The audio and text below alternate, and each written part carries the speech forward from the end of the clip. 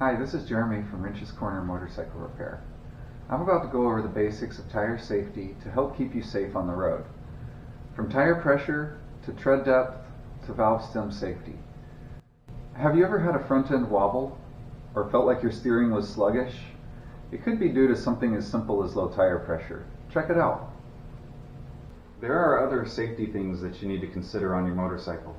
However, your tires are what keep you on the road. And so you should really check your tires often. You're supposed to check them every time you ride, because you could have picked up a nail the last time you rode and you don't realize it. Proper tire pressure is usually stated on a tag on the motorcycle somewhere.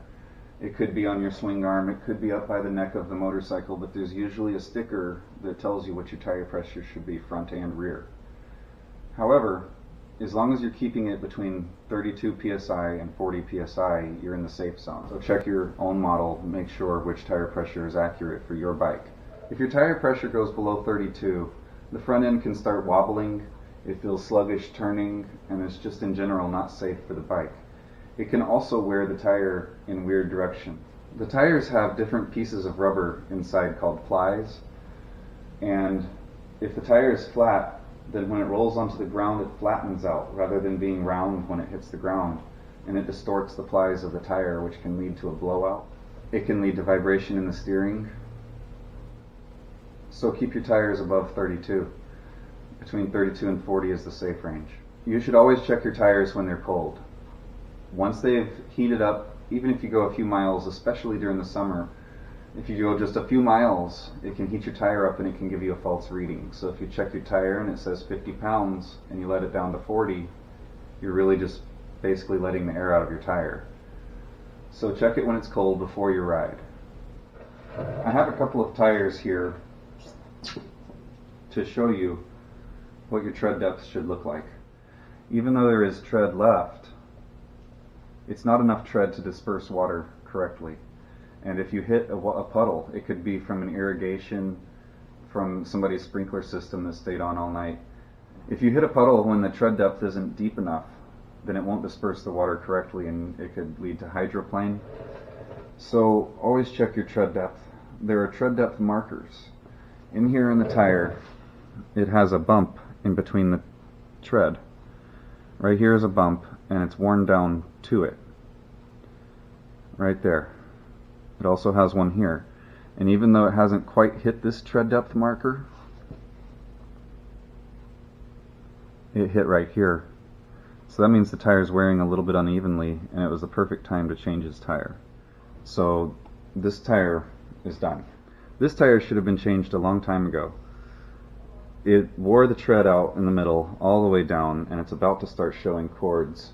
You can actually see right here where the tread is starting to come apart,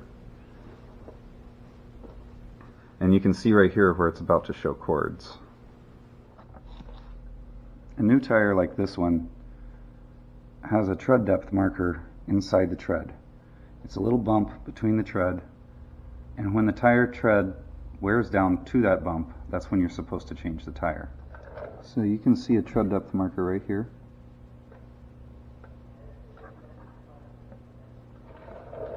And as you come around the tire, you'll find another one right here. Tread depth is very important because the grooves in the tire disperse water. And the tread is supposed to be a certain amount deep. And so inside the tread, there are tread depth markers that allow you to gauge when you're supposed to change your tire. If you have an inner tube, you probably won't have a rubber valve stem, but a lot of bikes with solid type wheels do have valve stems. Always check the valve stem for dry rot and cracking. If they have dry rot and crack, you need to bring it in to a motorcycle repair shop and have them change the valve stem. Also, don't ever forget to put a valve stem cap on. The valve stem cap has an O-ring inside of it that stops a valve stem leak. So if your valve stem starts leaking, then the O-ring actually will stop that leak. So it's just basically a secondary backup to keep air inside your valve stem. Thanks for watching my video. If you enjoyed it and if you learned anything, please hit the like button and subscribe. I'm going to be having more videos coming out soon about more motorcycle repair stuff to help you guys out. Stay safe out on the road and enjoy the ride.